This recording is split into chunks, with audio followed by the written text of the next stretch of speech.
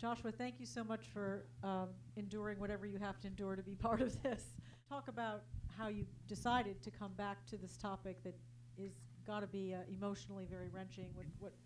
That the film I'd really set out to make and that I wanted to make was a film that would make a viewer feel what is it like to live for 50 years afraid. What does it do to human beings when your whole country becomes a kind of open air prison? So we realized that we had this chance to do something unprecedented in Indonesia, to break essentially 50 years of silence by going on this journey with Adi. And um, I told Adi, though, I do not think we will get the apology that you're looking for. I think that you're coming to them with this gentleness won't make it easier for them, it'll make it harder.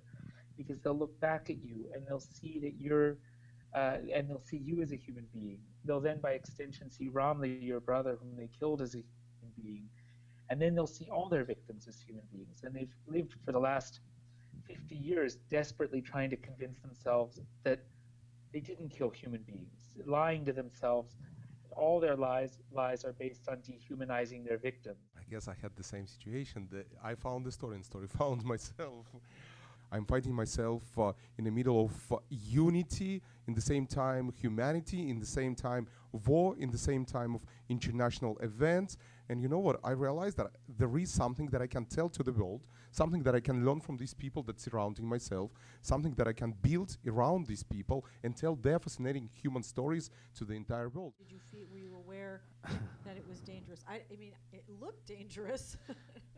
Yeah, it was terrifying. I'm not a war reporter. I've never been in any situation like this before in my life. I was just fascinated by this world. I wanted to know more about it. I wanted to tell this story. I think we as Americans have become obsessed with ISIS and all these conflicts around the world, but here's this war that's happening in this country just south of us, a war that we are connected to, that we're responsible for.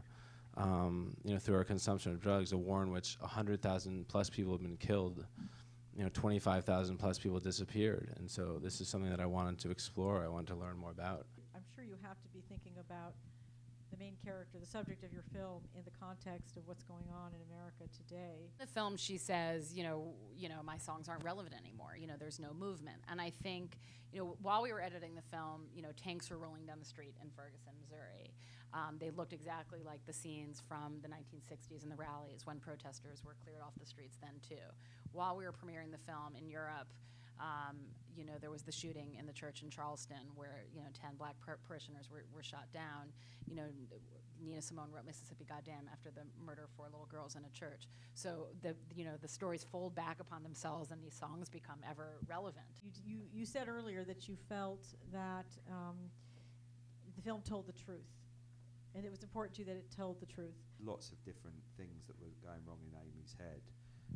But depression and a terrible combination of things led her to going from sort of smoking a bit of dope and doing the things that we were all doing back then to her going class A, smoking a crack pipe, doing heroin, all in like the space of a week.